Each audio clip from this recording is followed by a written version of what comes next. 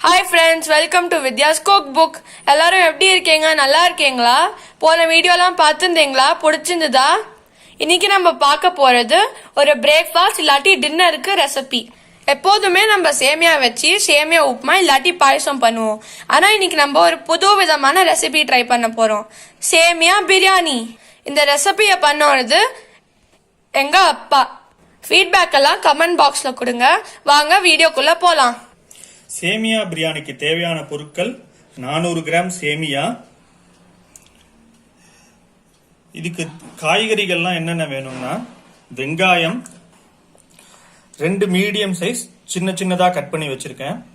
தக்காளி 2 small size 2 சின்ன சின்னதாக கட் பண்ணி வச்சிருக்கோம். கேரட் 2 மீடியம் சைஸ் சின்ன சின்னதாக கட் பண்ணி வச்சிருக்கோம்.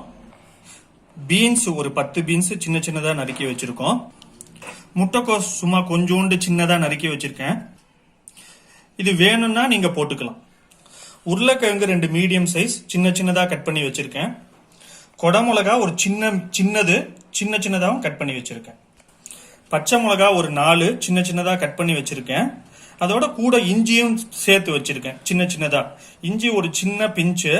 இப்ப இந்த கொரோனா எல்லாம் சொல்லனால இஞ்சி போட்டா உங்களுக்கு எதிர்ப்பு சக்தி எல்லாம் ஜாஸ்தி ஆகும்.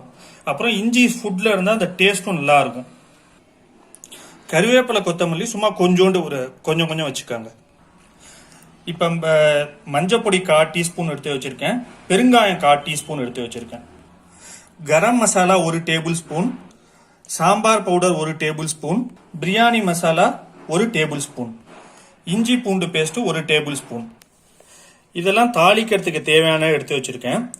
கடுகு ஒரு 1/2 டீஸ்பூன், கடலைப்பருப்பு ஒரு 1/2 டீஸ்பூன், ஜீரகம் ஒரு 1/2 டீஸ்பூன், உளுத்தம்பருப்பு 1/2 டீஸ்பூன். இதுல கிராம்பு ஒரு 4-5 எடுத்து வச்சிருக்கேன். அப்புறம் ஏலக்காய் ஒரு 4-5 இருக்கு. அப்புறம் பிரிஞ்சி இலை ஒன்று சின்னதா கட் பண்ணி வச்சிருக்கேன். பட்டை கொஞ்சம் எடுத்து வச்சிருக்கேன்.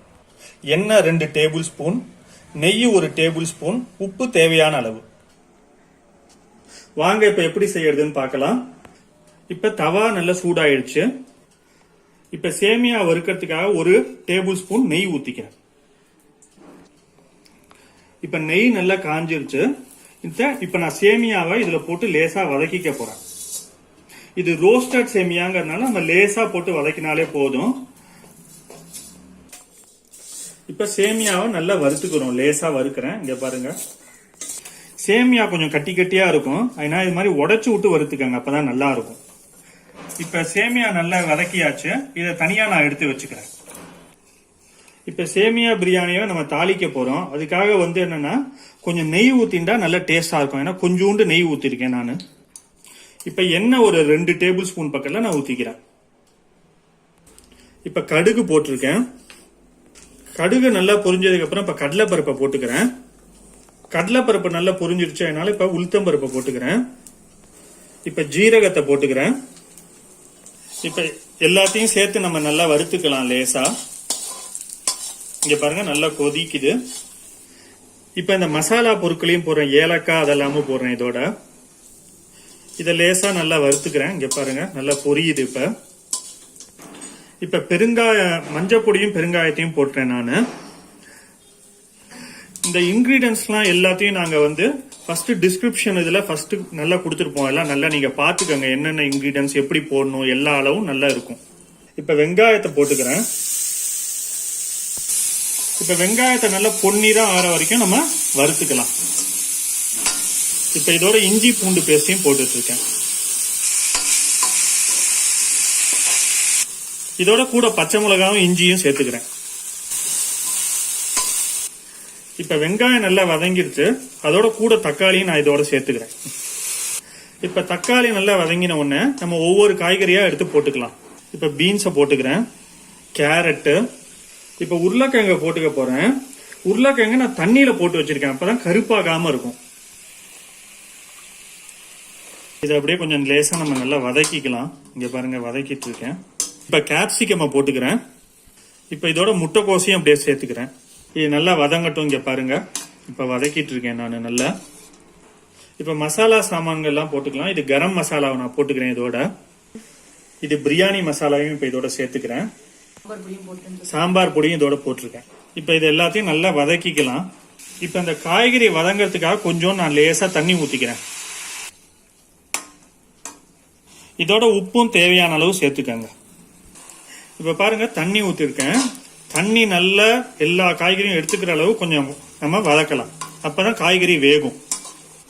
இப்ப தண்ணி நல்லா எல்லாம் காய்கறியோட சேர்ந்துடுத்து. இப்ப சேமியா பிரியாணிக்கு சேமியா வேணுங்கிற அளவுக்கு தண்ணிய சேர்க்க போறேன். இதோட சேமியாக்கு என்ன ரேஷியோன்னா 1 கப்பு சேமியாக்கு 1.5 கப்பு வாட்டர்ங்கிற ரேஷியோல சேர்க்க போறேன். இப்ப நான் தண்ணிய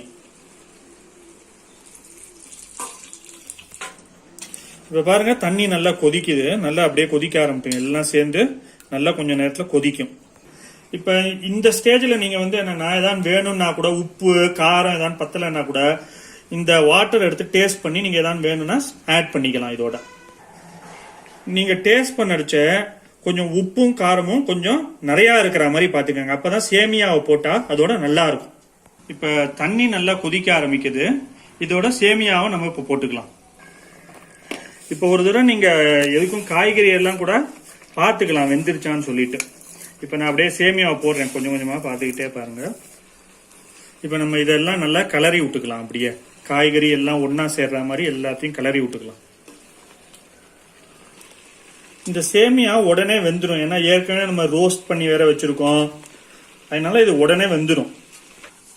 இப்ப பாருங்க நல்லா இதை கிளறி விட்டுட்டேன்.